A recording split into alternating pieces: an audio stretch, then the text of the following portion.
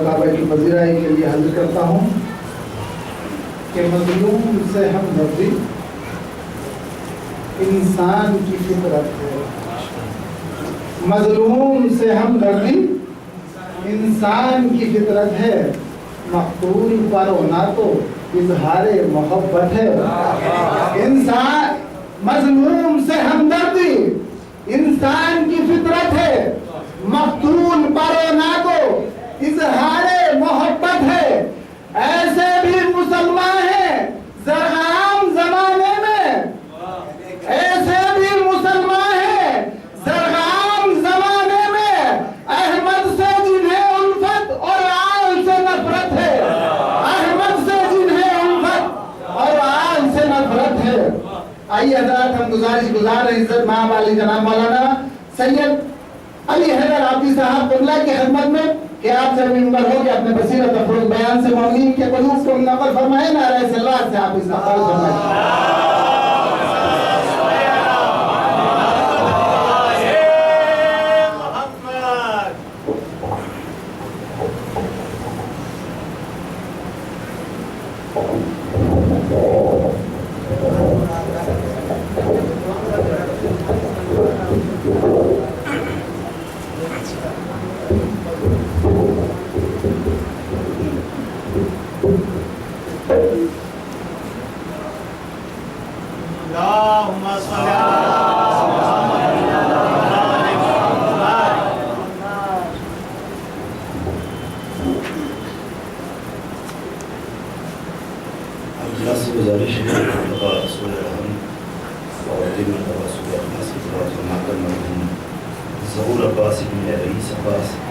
شمیم فاطمہ بنت زکریا حسین اور رئیس عباسی بن بشیر حسین صاحب کی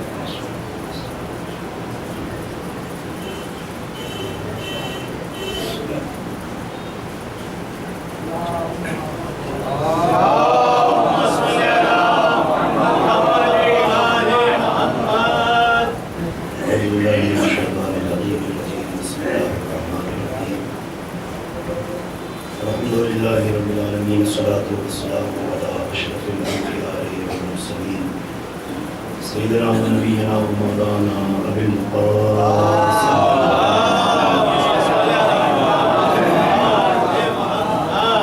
والصلاة والسلام على آلہ الطیبین الطاہرین المعصومین المظلومین المنتخبین المجربین الغر المیامین ولعنۃ اللہ علی اعدائهم اجمعین من الآن إلى يوم الدين. اللهم لعنهم ولا ظالم ظلم حق محمد وآل محمد وآخر تابع له على ذلك. اللهم لعن الإصابة التي جاهدت بالحسين وشايعت وبايعت وتابعت على قتله. اللهم لعنهم جميعا. أما بعد فقد قال الله تعالى وتبارك بسم الله الرحمن الرحيم واذكر عبدنا داود ذا الأيد. صلوات محمد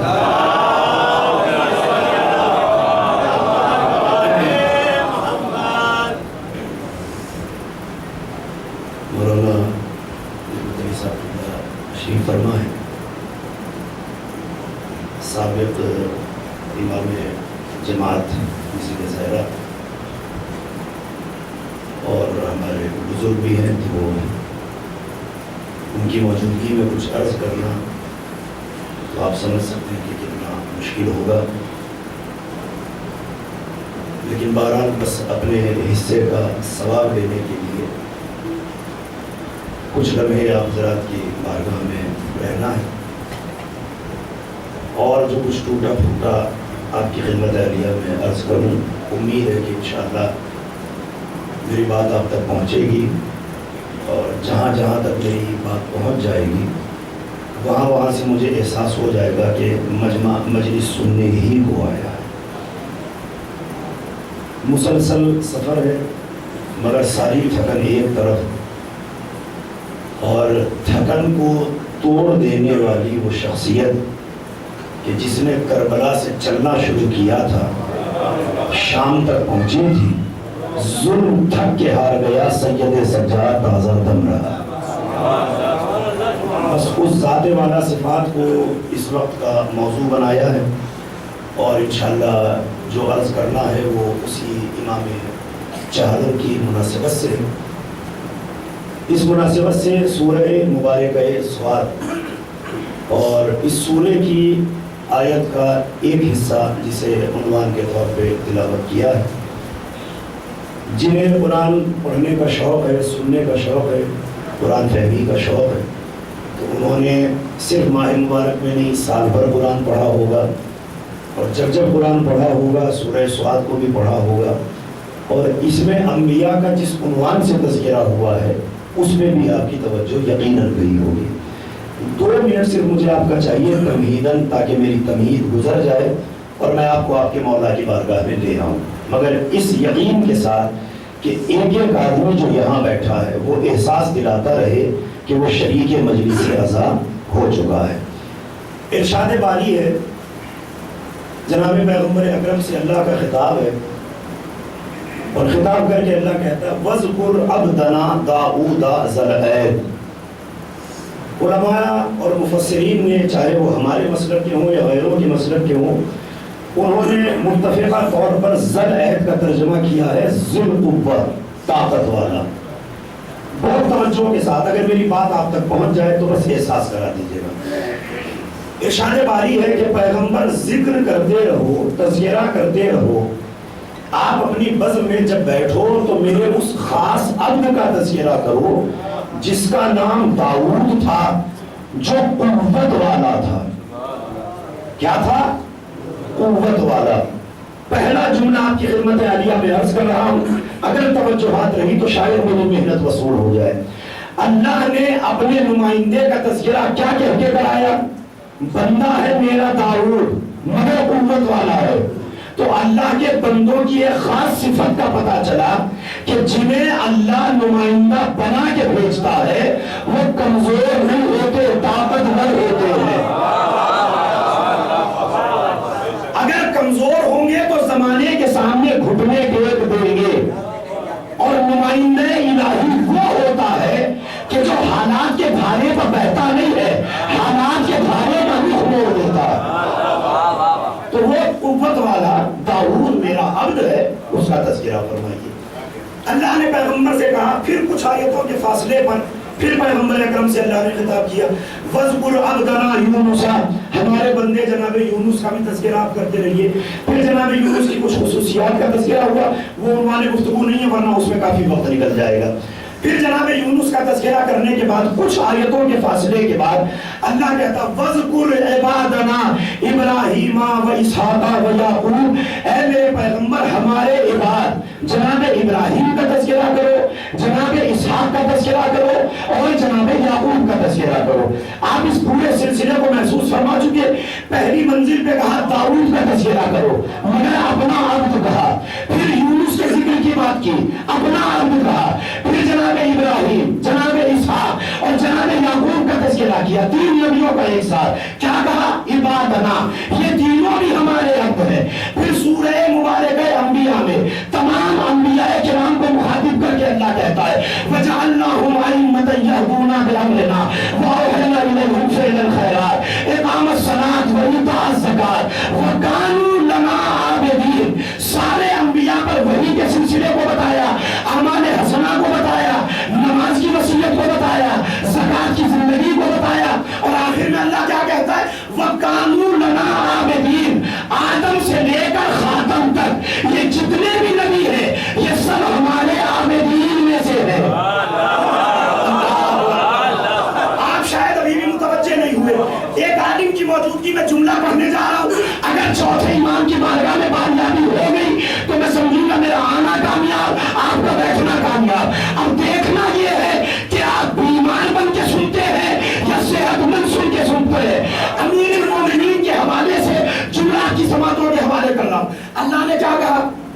کا تذکرہ کرو، پھر جناب یونس کا تذکرہ کرو، پھر جناب ابراہیم، اسحاق، یعقوب، اس کے بعد کیا کہا؟ آدم سے لے کر خاتم تک جتنے بھی نبی ہیں سب کے سب کیا ہے؟ عابدین ہیں۔ میں نے 1.25 لاکھ کی فہرست کو پڑھ لیا، عابدین تو بہت ملے، زین العابدین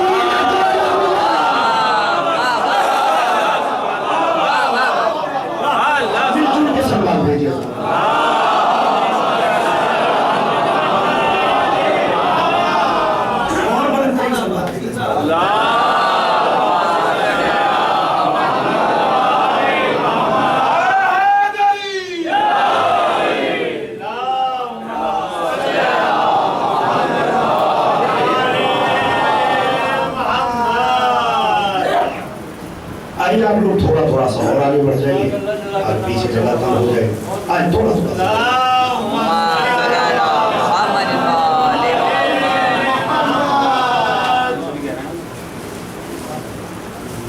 جوان قوم کی زندگی بھی ہوتے ہیں، جذبات بھی ہوتے ہیں، اور اگر جوان ہی پیچھے رہ جائیں گے تو پھر بزرگ بیچارے کیا کریں گے؟ کمر ٹیکنا بزرگوں کو تو زیر دیتا ہے، جوانوں کے لیے اچھا نہیں لگتا۔ تو آپ تھوڑا سا زحمت فرما لیجیے، کیونکہ مجمع کافی آ جائے گا تو پھر آنے والوں کو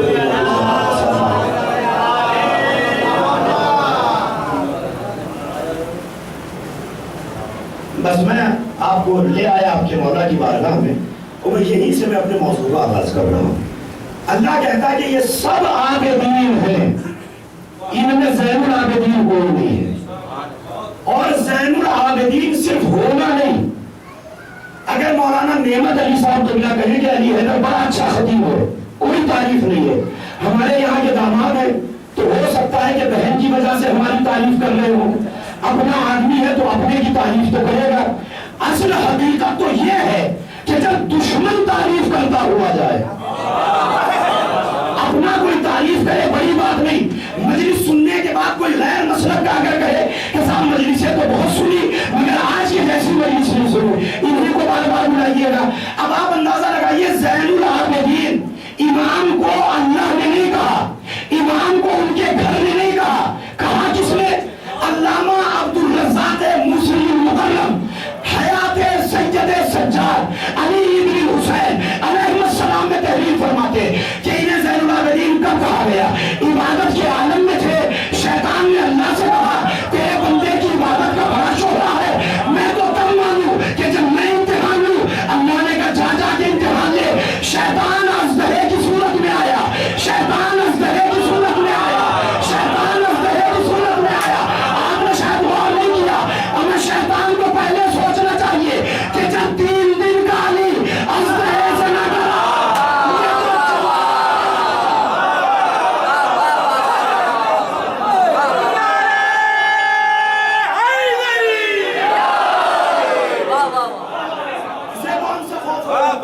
اب وہ آیا امام کے اس جگہ پہ جہاں آپ نماز ادا فرما رہے تھے، اور آیا، روایات کہتی ہیں کہ امام کے انگوٹھے کو چبانا شروع کیا، انگوٹھا چبا گیا، امام نے توجہ بھی نہیں کی، نماز ختم ہوئی، اب امام نے کچھ نہیں کہا، شیطان یہاں سے چلا، کہتا ہوا چلا، انت زین العابدین، انت زین العابدین، آپ عبادت گزاروں کی زینت ہو۔ آپ نے شاید جملے پہ غور نہیں کیا، کس نے کہا؟ شیطان نے کہا۔ اب جس جملے کے لیے زحمت دی ہے، اب اللہ کی بارگاہ میں مخاطب ہوا، اور مخاطب ہو کے کہتا ہے پروردگار اگر آدم کے بجائے اس کا چہرہ دکھایا ہوتا آج تک سجدے میں رہتا۔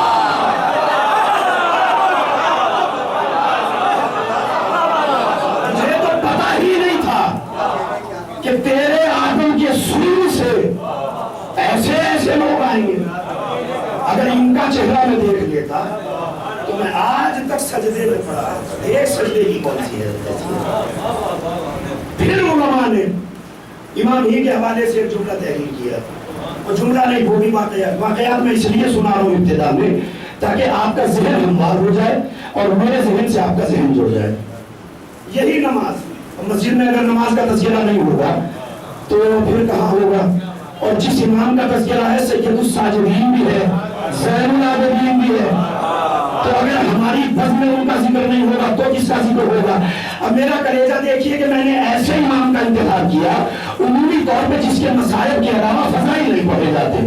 تو فضائل جس کے نہ پڑھے جاتے ہوں اس کے فضائل پڑھنا، ایسے ماحول میں آ کے پڑھنا کہ جہاں وہ خیبر و خندق پڑھ کے آسانی سے گزر جاتے ہو، مجمع کا بھی ذہن ہموار ہو، ذاکر کو بھی پڑھنے میں تکلف نہ ہو، تو خیبر و خندق پڑھ کے گزر جانا بہت آسان ہے. مگر معنی و مطالب کے سمندر میں ہوتا لگانا اور ایسے مطالب کو حاصل کر کے ممبر پہ لانا، انداز خطابت نہ بدلنے پائے، لہجہ نہ بدلنے پائے، اور فضائل اسی نو میں جائے کہ جیسے پہلے علی کے فضائل. یہ ہے ہماری خطابت. اب پڑھنا میرا کام ہے، سمجھنا آپ کا کام ہے. مصروف عبادت ہے مولا. چھوٹے سے ہیں محمد عبادت آپ کے 5ویں امام نکلے.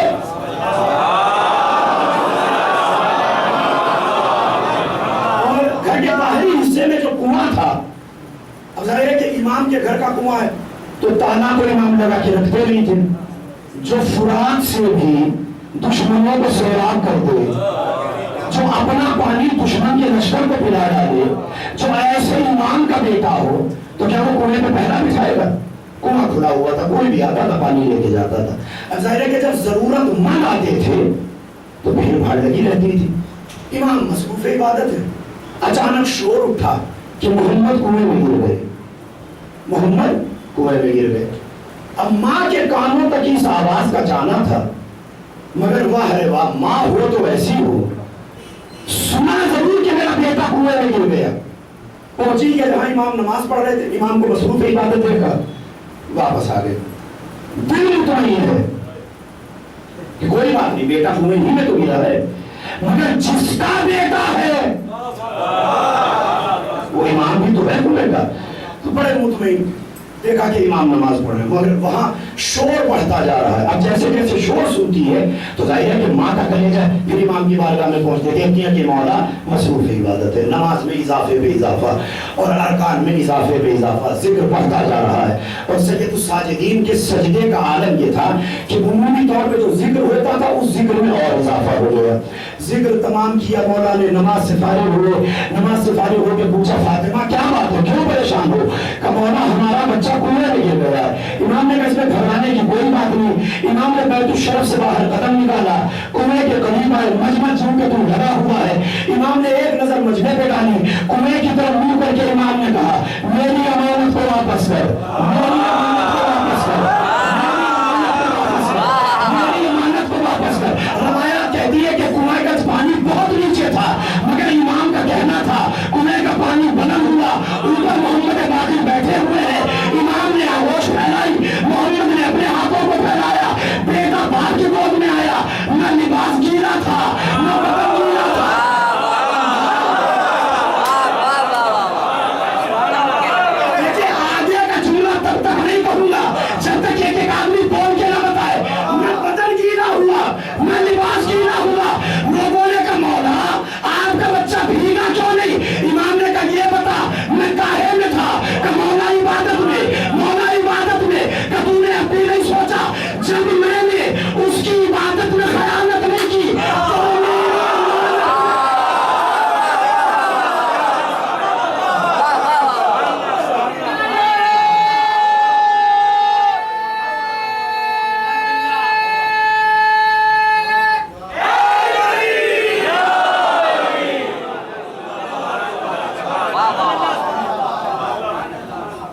تو نماز ہو،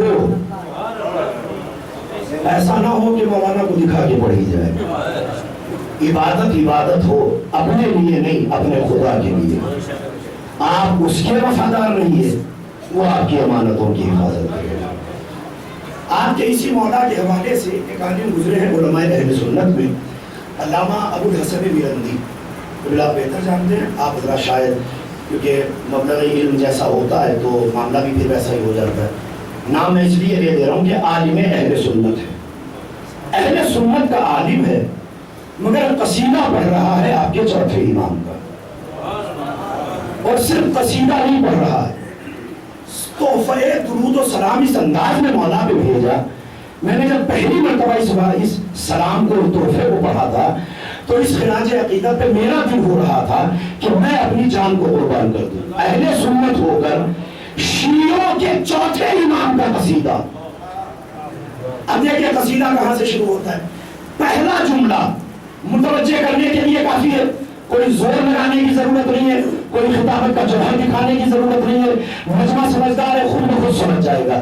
ارشاد فرماتے ہیں بسم اللہ الرحمن الرحیم الصلاۃ الزاکیات علی کعبۃ الامانی وعلی الثانی الذی لیس له ثانی من هو للعلیین بانی الملقب من الازل بالسجاد وليس له سمیع فی العباد. آگے کی بات چھوڑ رہا ہوں, پہلے صرف دو جملوں کی وضاحت کرتا ہوں. اہل سنت کا عالم ہو کے کہتا ہے جتنا پاک و پاکیزہ درود و سلام ہے سب اس امام پر جو امانتوں کا کعبہ ہے, جو امانتوں کا کعبہ ہے, جو امانتوں کا کعبہ ہے. آپ نے شاید غور نہیں کیا, اہل سنت ہو کے کیا کہا, امام پر سلام, امام پر سلام, امام پر سلام. ابو الحسن نے فیصلہ کر دیا امام رضی اللہ نہیں ہوتا, علیہ السلام.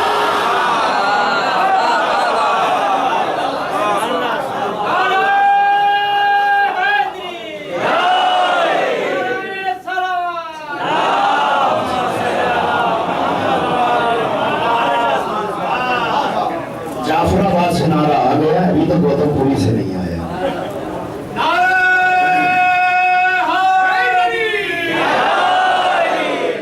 مشکل تو نہیں لگ رہا ہے مجھے.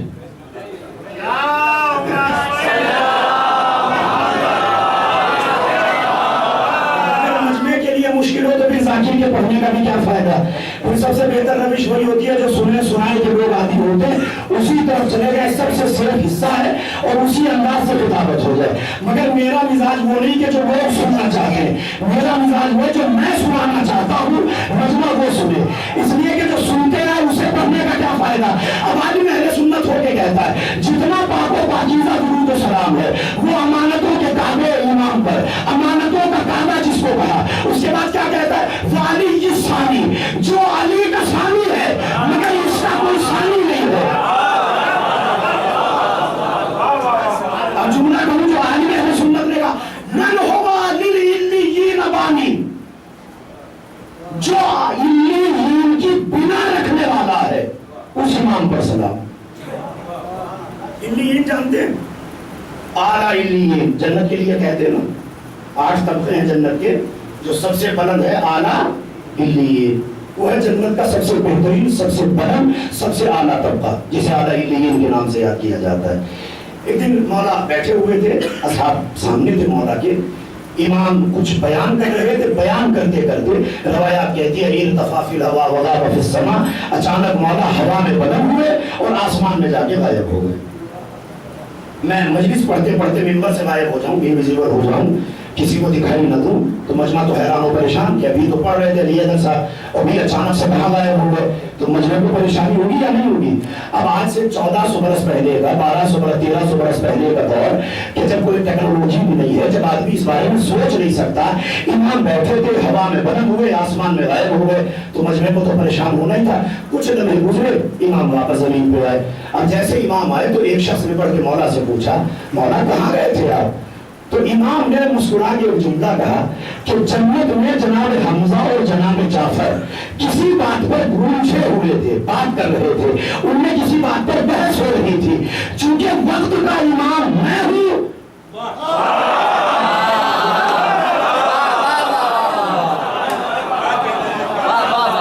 یہاں سے لے کے یہاں تک کا یہ طبقہ شورا اور علماء اور آگے بھی مجمع میں سمجھدار لوگ ماشاءاللہ, بزرگ افراد, نوجوان بڑے جوشی میں.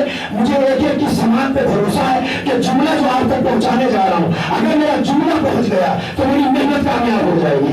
امام نے کہا کہ دونوں میں نزاع تھا کسی مسئلے پر, چونکہ حجت خدا میں ہوں, وقت کا امام میں ہوں, تو مجھ پر واجب تھا کہ میں اس مسئلے کو سلجھاؤں. میں وہاں گیا تھا, مسئلے کو سلجھا کے آ گیا. ایک شخص مجمع سے اٹھا اور اٹھ کے کہتا حل تک دے انتو شہدہ الہ اعلی علیین, مولا کے آپ میں طاقت ہے کہ آپ اعلی علیین تک چلے جاؤ. مولا نے اسے گھور کے دیکھا, اور گھور کے دیکھنے کے بعد ایک جملہ کیا فرمایا نحن صنعنا فکیف لا نقدر ان نشهد الی فلان, اور چاہیے جنت بنائے بھی ہم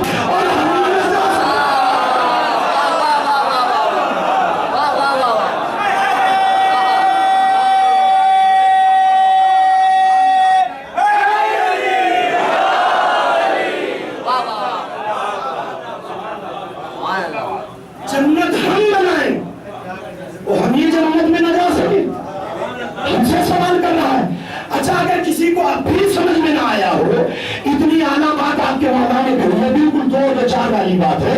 اگر کسی کو اب بھی سمجھ میں نہیں آیا تو جو آپ کے ذہنوں میں معلومات ہے اس کو اس معلومات سے ملائیے، خود یقین ہو جائے گا. اب میں چوتھے امام کا جنت میں جانا کون سا بڑا کمال ہے، جن کے دروازے پر 8ویں درجے کا غلام بہلول دانا مٹی سے گھرانہ بنا،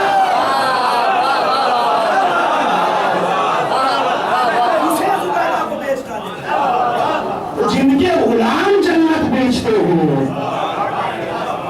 امام جنت میں نہیں جا سکتا. بس الملقب من الازل بالسجاد وليس له سمي في العباد.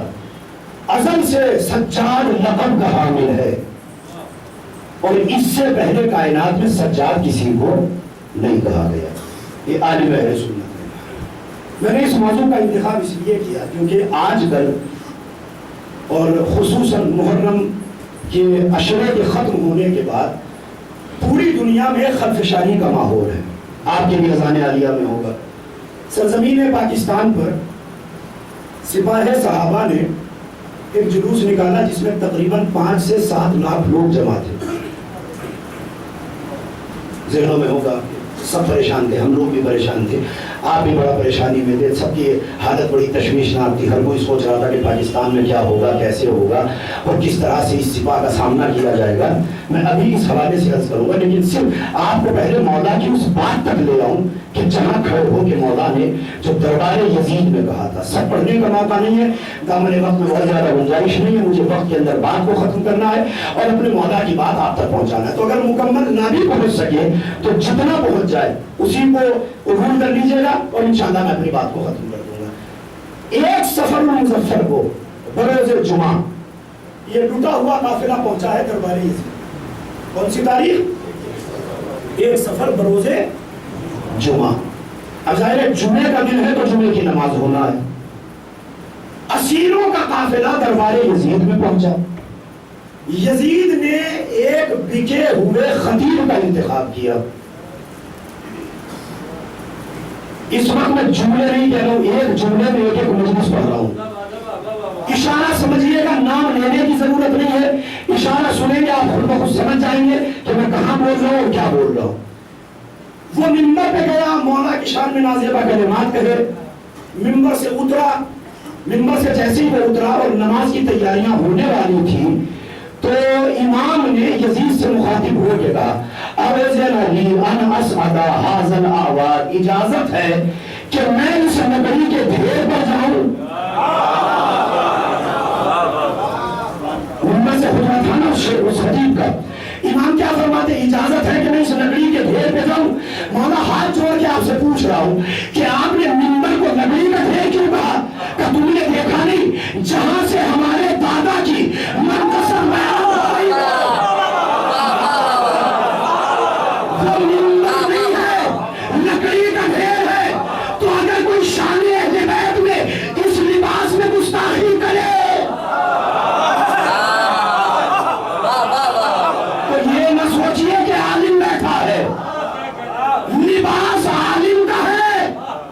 شیطان ہے، اگر اہل بیت کی شان میں گستاخی کرے. اور اس کے لیے بالکل سب سے پہلا استدلال خود امام سید سجاد کا ہے. ارشاد فرماتے ہیں جب ممبر پہ گئے مولا، جب اس لکڑیوں کے ڈھیر پہ گئے تو جانے کے بعد پہلا جملہ اسی سے خطاب کر کے آپ نے ارشاد فرمایا ایھا الخاطب، اے خطاب کرنے والے. دیکھیے فصاحت جس کے دروازے کی لوڈیاں ہوں. کیا اسے نہیں پتا تھا کہ خطیب سے بہتر جملہ خطیب کا ہے؟ پوچھئے مولانا سے، خطیب سب سے بہتر جملہ ہے. اگر کہتے مولانا تو خطیب کہتے. امام نے کیا کہا ایھا الخاطب، اے خطاب کرنے والے، اشتریت منازعۃ المخلوق بسخط الخالق، تم نے بندوں کو خوش کرنے کے لیے اسے ناراض کیا.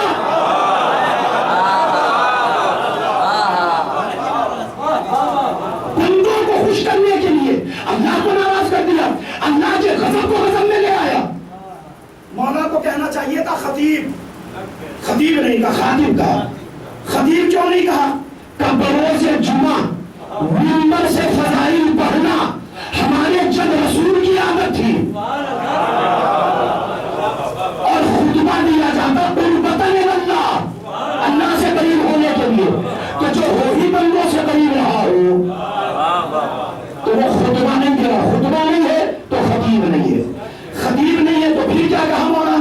ایھا الخاطب، اے خطاب کرنے والے. مولا کا صاف صاف اشارہ ہے کہ ہر منبر پہ بیٹھنے والے کو خطیب نہ سمجھنا. ہر بیٹھنے والے کو خطیب نہ سمجھنا. خاطب بھی ہو سکتا ہے. پتہ کیسے چلے گا مولا کہ جو ہمارے فضائل سے کنارہ کش ہو. سمجھ جاؤ خطیب نہیں ہے، خاطب ہے. اب امام ارشاد فرماتے ہیں، قبلہ موجود ہے، پوچھئے گا. عام طور پر اہل بیت کے خانوادے سے جتنے خطاب یا جتنے خطبے منسوب ہیں ان سب کا آغاز ہوتا ہے بسم اللہ سے، ان سب کا آغاز ہوتا ہے الحمد سے. الحمد کے بغیر آل محمد نے کلام کیا ہی نہیں ہے. صرف ایک کلام جس میں مولا کائنات کے سامنے قید تھی کہ الف کا استعمال نہیں ہونا چاہیے، تو وہاں حمدت الف کا استعمال نہیں کیا. یہ مولا کائنات کا نہج البلاغہ میں بھی بالکل آخر میں آپ کو مل جائے گا. یہ سید رضی نے نہیں لکھا تھا لیکن بعد میں نہج البلاغہ میں ایڈ کیا گیا. تو ہر اہل بیت کا فرد الحمد سے آغاز کرتا ہے. نہ سید سجاد نے الحمد کہا چونکہ بات کر رہا تھا علی پر لعنت و تبرک کی. تو سید سجاد نے کہا کہ تو ہمارے خانوادے پر ان نازیبہ کلمات کے ذریعے حملہ کرتا ہے، چل ہم بتاتے ہیں کہ ہم کون ہیں. اب مولا ارشاد فرماتے ہیں نہ بسم اللہ ہے نہ کوئی تبہیر ہے. اگر میں آسان لفظوں میں کہوں خطابت میں ڈھال کر تو بس ایسا سمجھیے کہ سورہ براءت کا آغاز ہو رہا ہے.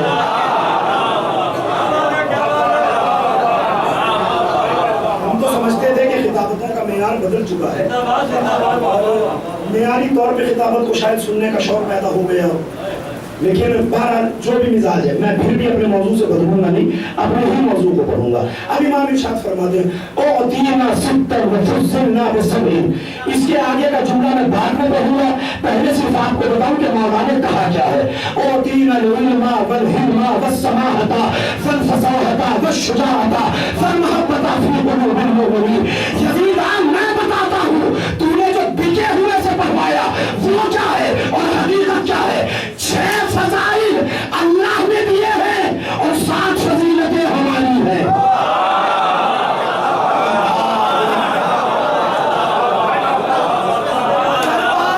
یزید نے کھڑے ہو کر حاکم کی آنکھوں میں آنکھیں ڈال کر سید سجاد کا اس انداز سے بولنا.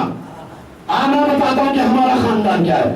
اب امام سید سجاد فرماتے ہیں اعطینا العلم، اللہ نے علم ہمیں دیا ہے، مجھے نہیں کہا، ہمیں دیا ہے، ہمیں دیا ہے. علم ہماری میراث ہے، علم اللہ نے ہمیں دیا ہے. تو اس کا اپوزٹ کیا ہوگا کہ تو بھی جاہل، تیرا باپ بھی جاہل، ہمارا بچہ بھی عالم.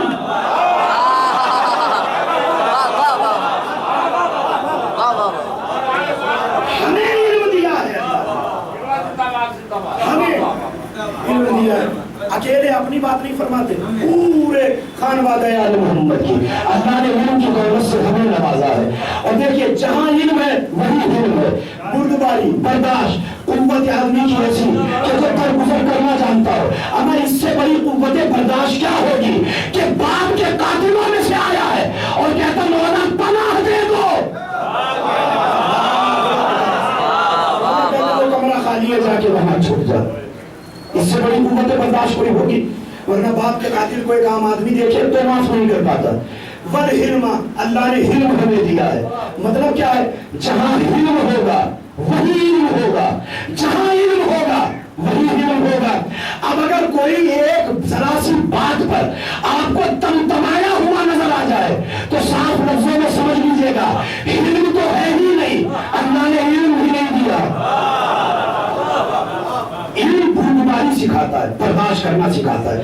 پھر فرماتے ہیں وَالسَّمَاحَةَ. یہ جملہ قابل توجہ ہے مولا کا.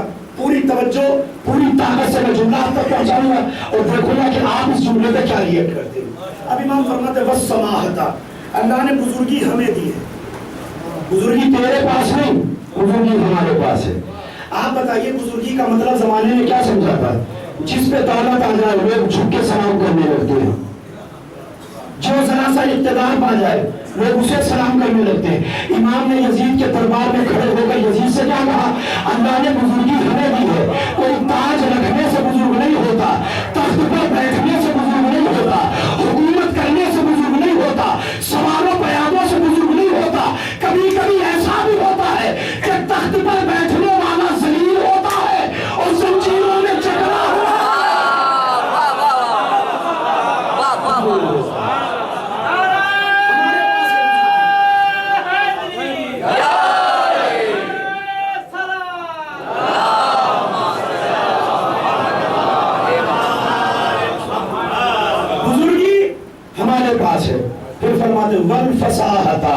یزید فساد کی دولت بھی اللہ نے ہمیں دی ہے. شراب کے نشے میں شعر کہنا اور ہے، قید سلاسل میں رہ کر دعاؤں کا ایسا مجموعہ تیار کرنا کہ لوگ صحیفہ سجادیہ کے نام سے یاد کریں. یہ فصاحت ہمارے اندر کی روشنی ہے. وَالشُّجَاعَةَ، عام طور پہ لوگ کہتے ہیں کہ حسین کے بعد کسی نے تلوار نہیں اٹھائی، تو شجاعت کا گہرا تعلق تلوار اٹھانے سے نہیں، غلط فہمی. شجاعت کا تلوار سے کوئی تعلق نہیں ہے. تو نام بتائیے کہ جناب عباس نے کون سی تلوار کربلا میں چلائی تھی؟ ہاں، شجاعت یہ ضرور ہے کہ اگر خط کھینچ دے تو لشکر پار کرنا تو بڑی بات ہے، نظریں اٹھا کے نہ دیکھ سکے. شجاعت اللہ نے ہمیں دی ہے. آپ کے اور ہمارے تیسرے امام حسین علیہ السلام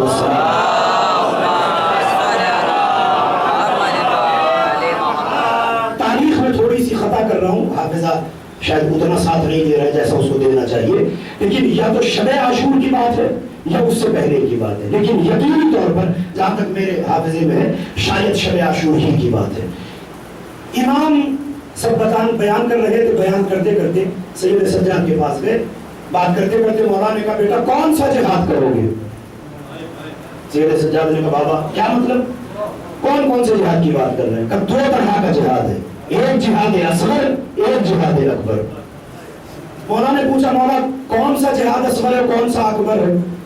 جانتے تھے مولا آپ اور ہم جیسوں کو بتانے کے لیے. سوال ہے امام کی بارگاہ میں. امام کہتے ہیں کہ میدان میں جا کر شہید ہو جانا جہاد اصغر ہے، اور جو میرے مولا نے فرمایا ہے کلمۃ الحق ان الجائر، ظالم کے سامنے کھڑے ہو کر حق کا پرچم بلند کرنا.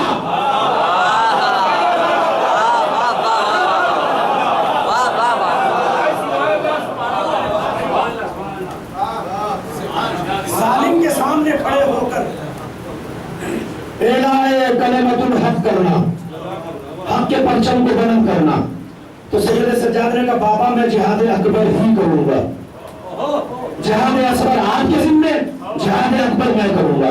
اب آپ اندازہ لگائیے کہ جس نے وقت کے امام سے کہا ہو کہ چھوٹا جہاد آپ کرنا، بڑا جہاد میں کروں گا، اب دربار یزید میں کھڑے ہو کر سید سجاد نے صرف یزید سے خطاب نہیں کیا، شہادت پر جو بغاوت کا پردہ ڈالا گیا سید سجاد کے خطبے میں اس پردے کو ہٹا کے بتایا بغاوت اور ہے، شہادت میں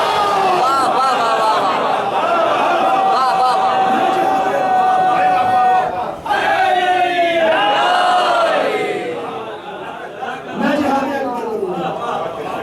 پھر فرماتے وَالْمَحَبَّةَ فِي قُلُوبِ الْمُؤْمِنِينَ. جب آپ نے یہ جملہ ارشاد فرمایا ہے تو اس جملے کے بعد جناب زینب کا خطاب بھی آپ کے خطاب سے جڑ گیا تھا. اس ایک جملے کے بعد ایک جملہ شہزادی نے کہا، پھر آگے سید سجاد کا خطاب ہے، مگر یہاں جو شہزادی زینب نے کہا تھا اگر وہ آپ نے سمجھ لیا تو میں سمجھوں گا کہ میری محنت کامیاب ہو گئی. اب فرماتے ہیں وَالْمَحَبَّةَ فِي قُلُوبِ الْمُؤْمِنِينَ، مومنوں کے دل میں اللہ نے ہماری محبت کو رکھا ہے. کس کی محبت؟ ہماری محبت. کس کی محبت؟ ہماری محبت. اب بتاؤں جو میں نے تمہید آپ کی خدمت عالیہ میں کیا تھا، پاکستان سرزمین کراچی پر سپاہ صحابہ کا 5 سے 7 لاکھ لوگوں کی تعداد میں آنا اور گلی گلی محلہ محلہ جہاں جہاں سے بھی جلوس گزرا ہے، انعام جانتے کیا ہو رہا تھا؟ کافر کافر شیعہ، کافر کافر کافر شیعہ کافر، ساری جگہوں پر یہ اعلان کر رہے تھے. مجھے بے ساختہ خطیب انقلاب علامہ عرفان حضرات یاد آئے، ان کے دور میں بھی یہی ہوتا تھا کہ جب امام بارگاہوں پہ بلند کرائی جاتی تھی تو یہ لوگ آتے تھے اور آ کے لکھتے تھے شیعہ کافر، شیعہ جہنمی، شیعہ کافر، شیعہ جہنمی. تو میں نے پرسوں کی مجلس میں بھی کہا تھا، آپ سے بھی کہہ رہا ہوں، اگر انہوں نے آپ کو کافر کہا تو گھبرانے کی ضرورت نہیں. کیوں ضرورت نہیں؟ اما ہماری عزت ابو طالب سے بڑھ کر تو نہیں ہے.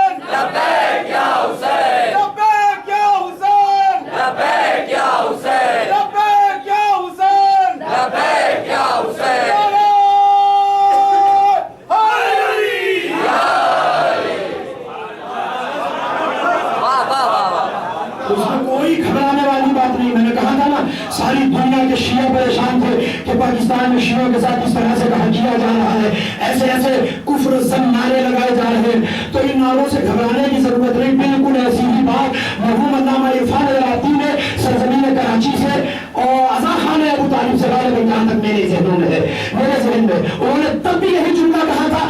آج مرحوم کی ترمیم روح کے لیے انہی کے جملے کو دہرا رہا ہوں، اما تمہارے کافر کہنے سے کچھ نہیں ہوتا، اس لیے کہ نہ تمہارے مسلمان ماننے سے کچھ ہوتا ہے نہ کافر ماننے سے کچھ ہوتا ہے۔ تم زندگی پر کافر کہتے رہو، اس کی نظروں میں مومن کل ہو۔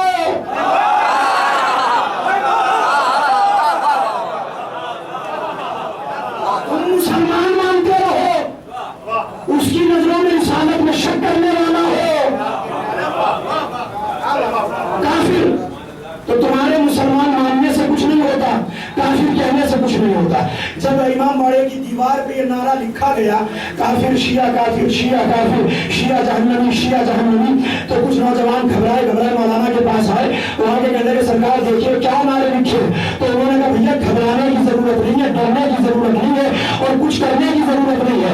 عزا خانہ سج چکا ہے، ابو الفضل عباس کا علم سجایا جا چکا، اپنے مولا کے علم کو اٹھاؤ، ساری قوم ہاتھ پھیلائے، ہاتھ پھیلا کے اللہ سے دعا کرے، پروردگار ہمیں نہیں پتا ایمان کیا ہے، کفر کیا ہے، جنت کیا ہے، جہنم کیا ہے، پروردگار تجھ سے بس اتنی دعا ہے کہ جیسا کافر ابو طالب تھا ویسا ہمیں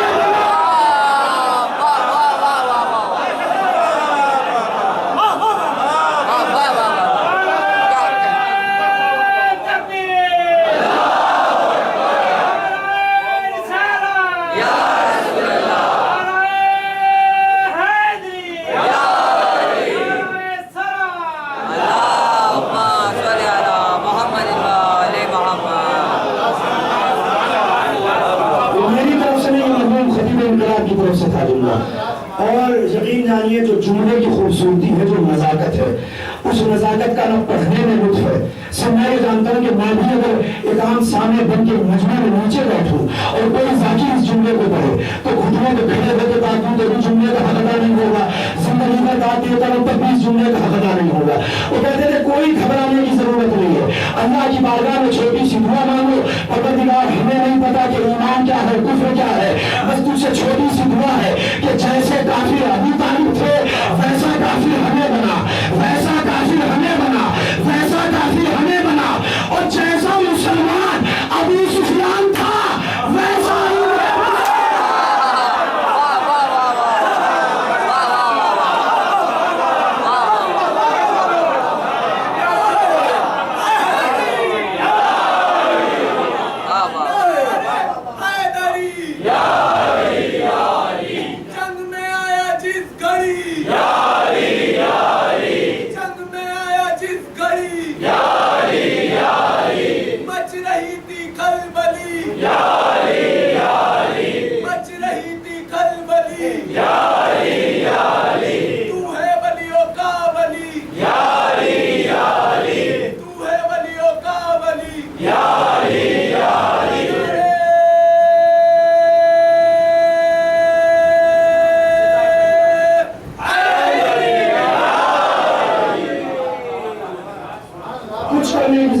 چھوٹی سی دعا مانگیے، اللہ قاضی الحاجات ہے، اللہ دعا کا قبول کرنے والا ہے، بعد اجابت تک دعا چلی جائے اللہ سن لے، اور ایسے ایمان کی دولت ہمیں دے دے کہ جیسا ایمان ابو طالب کے پاس تھا ویسے کفر کی ذلت ہمیں دے دے۔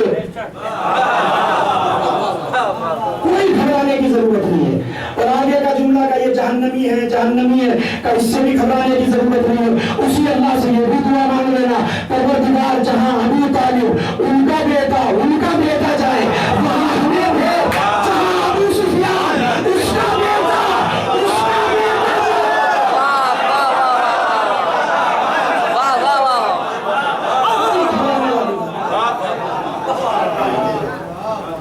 اب ذہن میں ایک سوال یہ پیدا ہوتا ہے، میں تو سوچ رہا تھا اور کئی دنوں سے، جب سے ایام فاطمی کے بعد ایک منحوس نے پاکستان کی زمین پہ حرکت کی تھی، نام آپ کے ذہنوں میں ہوگا، آصف جلالی، پڑھتے ہیں نہیں اخبار و جرائد، خبریں آتی ہیں کہ نہیں، فیس بک وغیرہ پہ آیت اللہ کے نام سے فرضی فتوے تو چل جاتے ہیں جو بیچارے وہ لوگ دیتے بھی نہیں ہیں.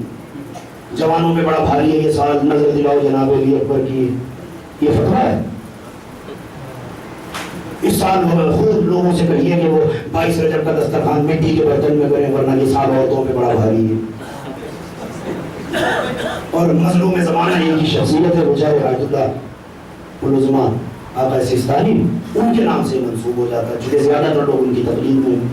تو ایسے ایسے فتوے تو فیس بک پہ واٹس ایپ پہ بڑی تیزی سے وائرل ہوتے ہیں, لیکن جو کام کی خبریں ہیں شاید وہ کم چلتی ہے, اس سے دلچسپی بھی نہیں ہے کسی کو. آصف جلالی, میں پہلی بار نہیں پڑھ رہا ہوں اس آدمی کے حوالے سے, تقریباً اپنے یادداشت میں جہاں تک میرے ذہن میں ہے 5 جگہ میں پڑھ چکا ہوں اس آدمی کا نام لے کر. میں نے اب تک جلالی کے بعد ایک جملہ اور کہا ہے, اگر آپ متفق ہوں تو بتا دیجیے گا. آصف جلالی حرامی. چھٹی جگہ پڑھ رہا ہوں, اگر اتفاق ہو آپ کا بتا دیجیے گا. اس نے شہزادی کی شان میں وہ نازیبا کلمہ کہا, اتنی زبردست گستاخی کی. وہ کہتا ہے کہ جناب فاطمہ فدق مانگنے کے معاملے میں حق پر نہیں تھی, خطا پر تھی. مجھے کسی سے کوئی آرگومنٹ نہیں کرنا ہے, کوئی صفائی نہیں دینا ہے. میں تو تاریخ کو چیلنج کر کے صرف ایک جملہ کہنا چاہتا ہوں کہ اگر فاطمہ کا ماننا خطا ہے تو اس کا دینا خطا کیوں نہیں ہے؟ یہ تو کسی اور نے پھاڑی تھی نا تحریر, ایک نے تو لکھ دیا تھا. تو اگر ماننا خطا ہے تو دینا بھی تو خطا ہوئی. تو آپ ہماری بات تو بڑی تیزی سے کرتے ہو, اپنے گھر کی بات بھی تو کرو. اس نے کہہ دیا کہ وہ خطا پر تھی, خطا پر تھی کہہ دیا اس نے. شیعوں کی آواز اب تک نہیں اٹھی. 2-4 خطبہ نے کہیں کسی منبر سے کہا ہو تو کہا ہو, ورنہ عمومی طور پر کوئی شیعوں میں سے آواز ایسی نہیں اٹھی کہ جو اس کی آواز کو دبانے والی ہو. اور پاکستان سے بھی کوئی آواز نہیں اٹھی شیعوں میں سے.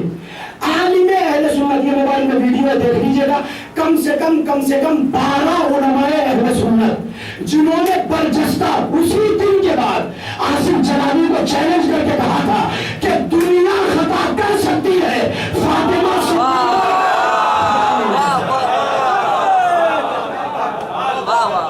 یہ علماء اہل سنت نے کہا تھا. ایک ویڈیو اس میں پرانی ڈالی گئی ہے طاہر القادری جیسے منافق کی. یہ کب کہاں کا پانا بدلتا ہے اسے خود نہیں پتا, کبھی ادھر گیا تو ادھر کی, ادھر آیا تو ادھر کی. اس کی پرانی ویڈیو ہے, اس کو انہوں نے کٹ کر کے ڈالا کہ فاطمہ نے بالکل حق مطالبہ کیا تھا, فدق مانگنے گئی تھی, حق پر تھی, مگر انہوں نے جو منع کیا وہ بھی حق پر تھے. یہ طاہر القادری کی زبان ہے. ہمارے شیعوں میں بہت بڑے بڑے مقلدین ہیں جو طاہر القادری کے ہیں, مگر یہ اس کا اصلی چہرہ ہے. میری سمجھ میں تو یہ نہیں آتا حق یا پورا ایک طرف ہوگا یا ایک طرف ہوگا, باطل یا ادھر ہوگا یا ادھر ہوگا. حق ایسا تو ہے نہیں کہ آدھا منافق کی طرف آدھا مومن کی طرف. تو ایک یہ ویڈیو پرانی ہے, ورنہ 10 علماء کی ویڈیو لیٹسٹ ہے جنہوں نے اس واقعے کو سننے کے بعد اس پر کمنٹ کیا.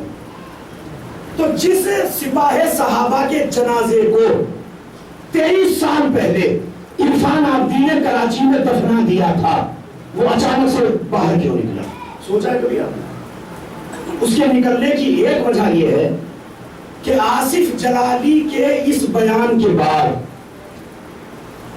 شیعوں میں سے 2 ذاکر پہنچے ہیں سپریم کورٹ اور ہائی کورٹ, جو جہاں گئے مجھے نہیں پتا وہاں کے اتنے اندرونی حالات کا.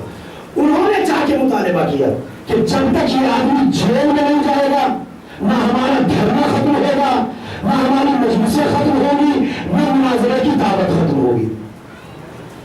سنا ہے نا آپ نے؟ 2 ذاکروں نے صرف للکارا. میں نہ آصف رضا علوی کو پسند کرتا ہوں, نہ مجھے کبھی پسند تھا, نہ مجھے کبھی اچھا لگا ہے, نہ میں نے کبھی اس کی کوئی مجلس کو سنا ہے. 1-2 جملے سنتے تھے, نفرت سی ہوتی تھی, مجلس کو بند کرتے تھے, کوئی سناتا بھی تھا, بھیا تمہارا ذاکر تمہیں مبارک, ہمیں یہ آدمی پسند نہیں ہے کیونکہ مراجع بھی کئی مرتبہ توہین کر چکا, اس کے علاوہ بھی کچھ ایسا کر چکا کہ جو تاریخوں میں نہیں ملتا, کم سے کم ہماری نظروں سے تو نہیں گزرا. مگر یاد رکھیے فاطمہ کے حق میں کھڑے ہونے والے 2 لوگوں میں سے پہلا آدمی یہی تھا.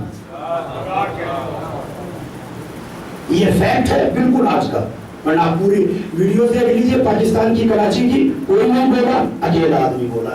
ایک ذاکر اور تھے, ان کا نام شاید غلام رسول نام سے کچھ ہے, وہ اس کے ساتھ میں تھے, 2 لوگوں نے آواز اٹھائی. اب لوگ کہتے ہیں کہ آج کل ماحول یہ ہو گیا کہ ایک صاحب نے کہہ دیا کہ اگر آصف رضا علوی نے مجلس نہ پڑھی ہوتی اور مسلمانوں کے مسلمات پہ حملہ نہ کیا ہوتا تو سپاہ صحابہ اتنا بڑا جلوس نہیں نکالتی. میرا کہنا صرف آپ سے اتنا ہے, آصف رضا نے آج ہی تو مجلس پڑھی ہے. آج سے 30 سال پہلے یا 40 سال پہلے جو لکھنؤ کا شیعہ سنی فساد ہوا اس میں کس نے مجلس پڑھی تھی؟ 100 سال پہلے جو جنت البقیع کو توڑا گیا تھا اس میں کس نے مجلس پڑھی تھی؟ کربلا میں جو حسین کو مارا گیا کس نے مجلس پڑھی تھی وہاں؟ یہ فساد مجلس کی وجہ سے نہیں, ڈائیورٹ نہ ہو جائیے جیسا میں آپ کو کرنا چاہتے ہیں. جو حق ہے حق کہنا مجلسوں کی ذمہ داری ہے. 2 لوگ تھے, گئے, کہاں پہنچایا اسے؟ جیل. ابھی تک جیل سے نکلا نہیں ہے, ضمانت نہیں مل سکی. بڑے سے بڑا وکیل دم لگا چکا ہے, لیکن آصف جلالی کو اب تک ضمانت نہیں ملی. سپاہ صحابہ کی پہلی پریشانی یہ تھی, ملک ہمارا, حاکم ہمارا, خزینہ ہمارا, امانت ہماری.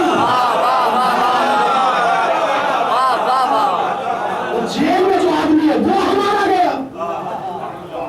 تو پہلی چوٹ یہاں لگی, اس کو باہر نکالو. بڑی کوششیں ہوئی, سب ناکام, ابھی تک جیل میں. تو اس کا جیل میں جانا سپاہ صحابہ کو سب سے پہلی چوٹ تھی. یہاں سے یہ تنظیم بوکھلائی. سونے پہ سہاگا یہ ہوا, آپ کے دلی میں تو ماشاءاللہ بڑے اچھے طریقے سے عزاداری ہوئی. کم سے کم کہا یہ بھی گیا تھا کہ 1000 لوگ جمع ہو جائیں, مجلس کر لے, کوئی پابندی نہیں ہے. اب بھی ماشاءاللہ آپ لوگ بیٹھے ہوئے, کوئی کسی طرح کی پابندی نہیں ہے.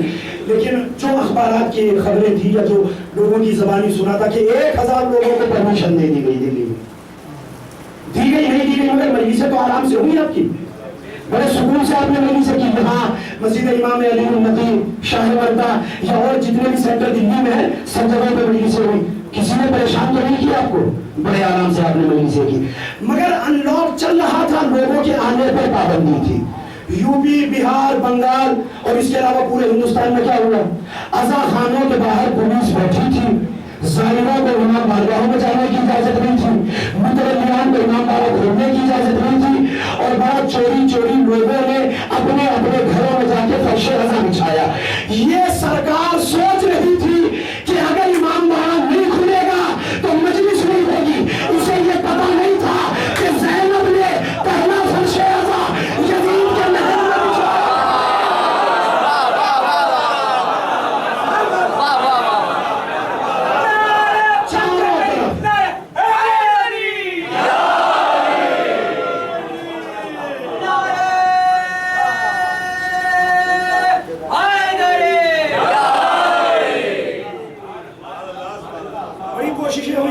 نہ ہونے پائے, علم نہ اٹھنے پائے, تازیہ نہ اٹھنے پائے, تازیہ دفن نہ ہونے پائے, مگر لوگوں نے راستے نکال لیے. اور جنہوں نے راستے نکالے ان کی عظمتوں کو سلام, ان کے جذبوں کو سلام, ان کی ہمتوں کو سلام, ان کی عقیدتوں کو سلام, ان کی محبتوں کو سلام, ان کی مودتوں کو سلام. انہوں نے بتا دیا کہ اگر یہ لوگ کربلا میں امام کے ساتھ ہوتے تو کس طرف ہوتے. آرام سے مارا کو چھوڑ کے نہیں چلے جاتے. دوسرا کام عمران خان نے یہ کیا, اس نے جب دیکھا کہ نہ مسجدوں میں لوگ رک رہے ہیں اور نہ آزاداری سے رک رہے, مجلسیں اور جلسے ہو رہے خوب آرام سے, اس نے عین محرم سے پہلے پورے پاکستان سے لاک ڈاؤن کو ختم کر دیا اور ان لاک پورا کا پورا ایک ساتھ چالو کر دیا. اب کہیں پہ کوئی پابندی نہیں ہے. آپ لوگ اگر مجلسیں کرنا چاہتے ہیں تو ماسک لگا کے آئیے گا تاکہ کسی کو کسی سے کورونا کا خطرہ نہ ہو. اتنا کہہ کر پورے ملک سے لاک ڈاؤن کو ہٹا دیا.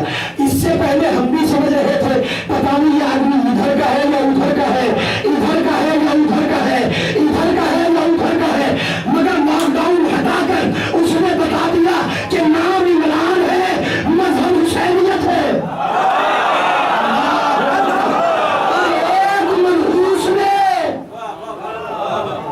یوپی میں پابندیاں لگا کے بتا دیا.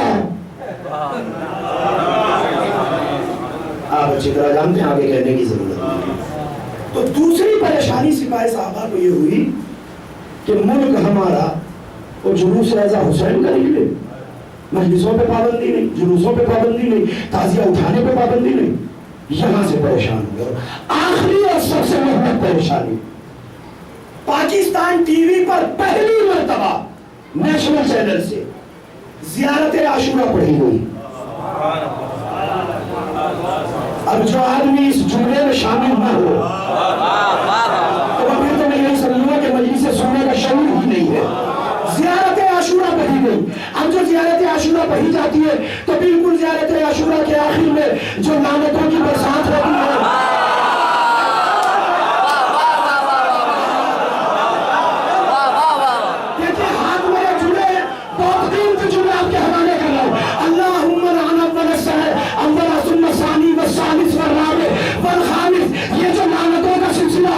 پہلے پر، دوسرے پر، تیسرے پر، چوتھے پر، پانچویں پر، تو بھائی ہم نے تو نام لے کے کہا نہیں اس پر لعنت، اس پر لعنت، اس پر لعنت، تم نے سمجھ کے بتا دیا لعنت جب جائے گی۔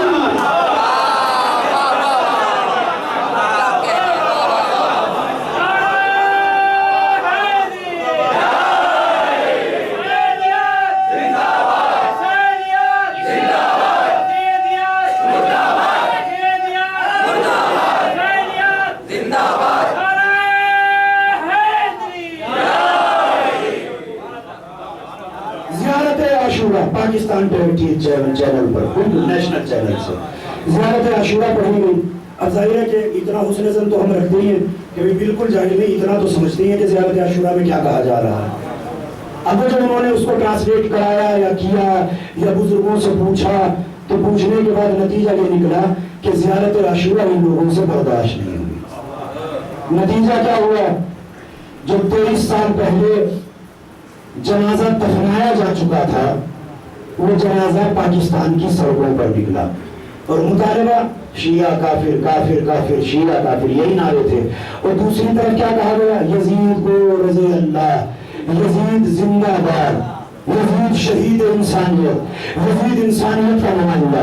آپ کسی کو بھی انسانیت کا نمائندہ کہو، مگر یزید کو انسان کہہ کر آپ نے بتا دیا کہ آپ حسینی انسانیت کو نہیں مانتے، یزیدی شیطنت کو انسانیت مانتے۔ یزید زندہ باد کے نعرے لگے۔ اور ایک مطالبہ یہ تھا جو میمورینڈم میں دیا گیا کہ پاکستان کی گلیوں میں، پاکستان کے کوچوں میں، پاکستان کے ہائی ویز پر، پاکستان کی سڑکوں پر شیعوں کو کوئی جلوس نہیں نکلے گا۔ ایک میدان دے دو، 10 دن رونا ہے، 2 مہینے رونا ہے، ایک میدان میں حسین کو رونے، یہ گلیوں گلیوں سے حسین کا جلوس نہیں نکلے گا۔ میں آپ سے اتنا پوچھنا چاہتا ہوں کہ گلیوں سے جو جلوس نکل رہا ہے آپ کو کیا تکلیف ہے؟ اس کے معنی یہ ہے کہ نکلتا ہوا جلوس یہ دنیا کو بتا کے جاتا ہے حسینی کون ہے۔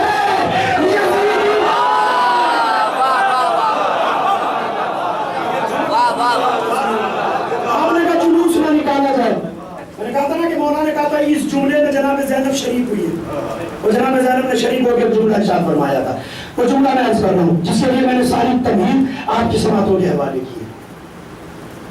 وَالْمُحَبَّةَ فِي قُلُوبِ الْمُؤْمِنِينَ، مومنوں کے دل میں اللہ نے ہماری محبت کو رکھا۔ جسموں پہ راج کرنا اور ہے، دلوں پہ حکومت کرنا اور ہے۔ جو دلوں پہ راج کرے وہ اور، جو جسموں پہ راج کرے وہ اور۔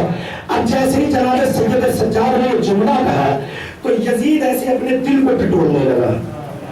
شہزادی زینب نے اس حرکت کو دیکھا اور دیکھنے کے بعد یزید سے مخاطب ہو کے کہتی ہے یزید ٹھہر جا، اپنے دل کو نہ ٹٹول، میرے بچے نے کہا تو ہے کہ یہ محبت مومن کے دل میں ہوتی ہے،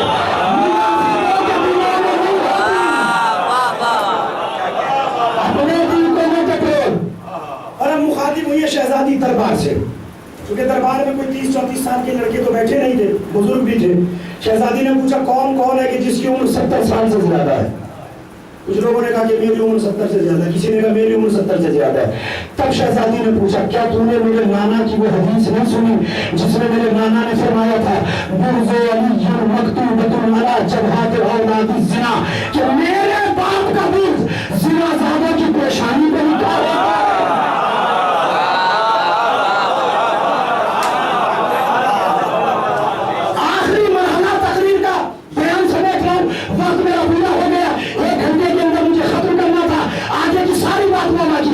کیا کہا جناب زینب نے؟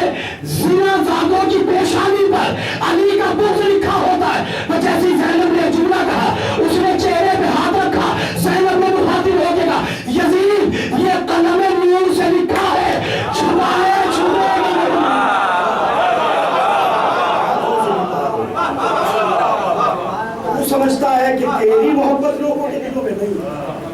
ہماری محبت لوگوں کے دلوں میں، اور زمین کے ایک خطے پر عزاداری حسین کے خلاف احتجاج کر لینا یہ عزاداری کو روکتا نہیں ہے، بڑھاتا ہے۔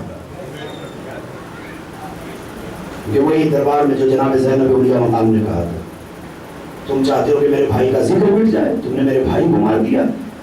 انی ارا یملأ الارض بذکر ابا عبداللہ الحسین، یزید میں دیکھ رہی ہوں کہ ساری زمین پر صرف میرے بھائی کا تذکرہ ہو رہا۔ آئے گا وہ دور، سپاہی صحابہ کہتی ہے کہ پاکستان میں ایک میدان دے دیا جائے، میدان نہیں، پاکستان کے کوچے کوچے سے یا حسین کی صدا بلند۔ اور یہ ہم اپنی وجہ سے نہیں کہتے، جو شہزادی نے فرمایا، صدیقہ کی بیٹی نے جو فرمایا، میں دیکھ رہی ہوں کہ زمین کا ذرہ ذرہ میرے بھائی کا ذکر کر رہا۔ آج ان حالات میں آپ کا یہاں جمع ہونا کیا یہ امام حسین کے ذکر کا اور جناب زینب کی پیشین گوئی کے پورا ہونے کا ثبوت نہیں ہے؟ کہ جن حالات میں لوگ مندروں میں نہیں جا پا رہے، آپ پوری طاقت کے ساتھ مجلسوں میں بیٹھے، یہ صدقہ ہے جناب زینب۔ پھر آپ کے مولا نے ارشاد فرمایا وَفُضِّلْنَا بِسَبْعٍ، 7 فضائل ہمارے ہیں۔ بس بات تمام کرنے میں بہت زیادہ نہیں پڑھنا، 7 فضائل ہمارے ہیں۔ وَأَنَّ مِنَّ النَّبِيِّ، اللہ کا رسول ہم میں سے ہے، وَمِنَّ الصِّدِّيقِ، صدیق ہم میں سے ہے، وَمِنَّ الطَّيَّارِ، جعفر طیار ہم میں سے، وَمِنَّا اسد اللہ و اسد رسولہ، اللہ اور اللہ کے رسول کا شیر حمزہ ہم میں سے ہے، وَمِنَّا سِبْطَ هَٰذِهِ الْأُمَّةِ، حسن ہم میں سے ہیں، حسین ہم میں سے ہیں۔ اور پھر آخر میں فرمایا وَمِنَّ الْمَهْدِي، جو آخری دور میں آئے گا وہ ہمارا ہے، ہم میں سے ہے۔ میں ہاتھ جوڑ کے کہنا چاہتا ہوں مولا، آپ نے نبی کے بارے میں بتایا بجا ہے، علی کے بارے میں بتایا بجا ہے، حسنین علیہ السلام کے بارے میں بتایا بالکل بجا ہے، جناب حمزہ اور جناب جعفر طیار کے بارے میں کہا بالکل صحیح ہے، کیونکہ یہ ماضی تھا، یہ لوگ دیکھ چکے تھے۔ مگر یہ کہنا کہ آخری دور میں جو قائم آئے گا وہ ہم میں سے ہے، اس کا کیا مطلب؟ کہ میں ساری دنیا کے یزیدیوں کو بتانا چاہتا ہوں کہ شیعوں کو مظلوم سمجھ کر زیادہ ظلم نہ کر لینا، ایک پردے میں بیٹھا ہے، جتنا ظلم کرے گے وہ ظلم کا حساب آ کر لے، حساب لے گا، یقیناً لے گا، کوئی تعمل نہیں ہے، کوئی شک نہیں ہے، کوئی تردید نہیں ہے۔ لیکن مولا ہاتھ جوڑ کے آپ کی بارگاہ میں عرض کرنا چاہتا ہوں کہ مولا آپ انتقام لیں گے، مگر ان پپڑائے ہوئے ہونٹوں کا کیا ہے جو 3 دن کی آتش سے بالکل پپڑا چکے تھے؟ آپ انتقام لیں گے مولا، یقیناً لیں گے، مگر سکینہ کے کانوں سے پڑھنے والے ہونٹوں کا کیا ہے؟ یقیناً انتقام برحق ہے، درجات برحق ہے مولا، مگر یاد کیجئے حسین کا لہو جو زمین کربلا پہ بہایا گیا اس خون کا کیا ہے؟ اجرکم اللہ۔ بس تمام ہوگی عزیز امید، 2 یا 3 جملے مسائل کے اور انشاءاللہ میں اس ختم کر دوں۔ جو زینب بازاروں میں پھری ہے اس کا سلیمی کا کیا ہوگا؟ مولا ظالم کو مارا جا سکتا ہے، یقیناً مارا جا سکتا ہے، مگر زینب کے دل پہ جو خنجر چڑھے ہوئے، جب شرابیوں کے مجمع سے زینب کو گزارا گیا ہوگا، آقا ان نبتے ہوئے جذبات کا کیا ہوگا؟ زینب، زجر ابن قیس نام شاید آپ نے سنا ہوگا، مظلومہ کی زیارت کا جملہ السلام علیک من ضربت علی الکحال، اس بی بی پر سلام جس کی ہڈیوں کے جوڑوں پر مارا گیا۔ جانتے ہیں زجر ابن قیس کون تھا؟ یہ زیارت مطلقہ جو حرم مطہرہ سیدہ زینب میں پڑھی جاتی ہے۔ زجر ابن قیس وہ ملعون تھا جو کربلا سے زینب کے اونٹ کے ساتھ چلا تھا، اور اس کی ذمہ داری تھی کہ زینب آرام نہ کرنے پائے۔ اس کے ہاتھ میں ایک نیزہ تھا، جب یہ دیکھتا تھا کہ زینب شاید آرام کر رہی ہے تو نیزہ کبھی ہتھیلی پہ لگتا تھا، کبھی کرنیوں پہ لگتا تھا، اور زینب تڑپ تڑپ کے اپنے بھائی کو یاد کرتی تھی وہاں جاؤ حسین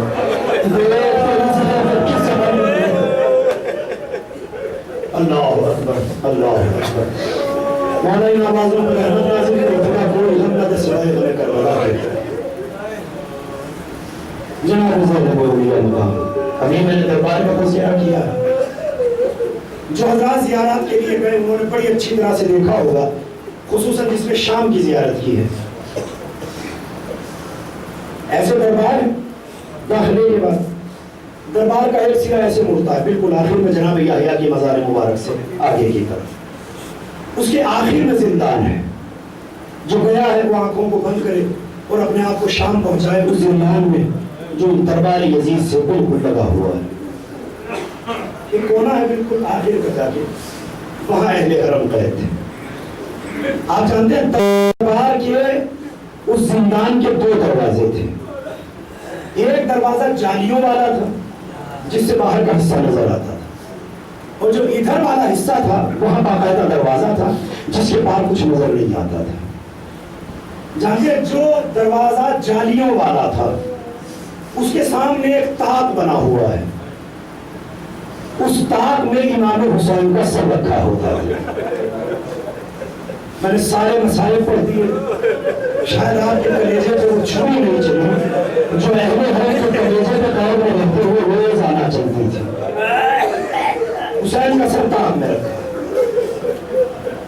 اختلاف روایات کے ساتھ کہ 72 کے سر شام آئے تھے یا صرف شہدائے کربلا میں قبیلہ بنی ہاشم کے سر شام آئے تھے جو روایت صحیح ہو مجھے اس سے بحث نہیں ہے لیکن جو سر تھے وہ رساد قید خانے میں تھے اہل حرم قید خانے میں تھے بیویاں قید خانے میں تھی وہ سارے سر اس دروازے کے آگے جا کر ایک دروازہ تھا اور اس سے اندر کی طرف ایک مقام تھا جسے مقام رؤوس کہتے تھے سروں والی جگہ وہ سارے سر چھپا کے وہاں رکھے رہتے تھے سمجھ گئے اب بس احساس کرنا ہے آپ کو آگے مسائل پڑھنے کی ضرورت نہیں حسین کا سر دیکھ کر اہل حرم ایسے بے چین ہوتے تھے اب ظاہر ہے کہ جب حسین کا سر دیکھ لیا تو اصغر کی ماں کے دل میں ارمان اٹھتا ہوگا کاش میرے بچے اصغر کا سر دکھ جائے کاش علی اکبر کا سر دکھائی دے گا مگر باقی سر چھپا کے رکھے ہوتے تھے تو بیویاں ایک سر کو دیکھ کے تڑپتی تھی اور باقی سروں کو نہ دیکھ کے تڑپتی تھی اور ماتم میں اضافہ ہوتا تھا گریے میں اضافہ ہوتا تھا اور سکینہ بار بار اپنے بابا کے سر کو دیکھ کے باواز بلند دنیا کرتی تھی یزید کے کانوں سے یہ آواز دہراتی تھی یزید نے کہا جا کے سجدے سے سجاد سے کہہ دو کہ اس رونے والی کو خاموش کر دیے اللہ اکبر اللہ اکبر سکینہ کا رونا بڑھا جانتے ہیں یزید ملعون نے کیا ظلم کیا نیند میں خبر محسوس ہوا پوچھا کون رو رہا ہے کہ وہی سکینہ کہ کیوں رو رہی ہے کہ چاہتی ہے کہ اپنے بابا کے سر سے ملاقات کرے یزید نے ظلم یہ کیا کہ سر حسین سکینہ تک پہنچایا سکینہ کی آغوش میں بابا کا سر آیا خدا کسی بیٹی کو یہ نظارہ دنیا میں نہ دکھائے جو 4 سال کی معصومہ نے دیکھا باپ کا سر گود میں آیا کلیجے سے بابا کا سر لگایا سکینہ نے رونا شروع کیا بابا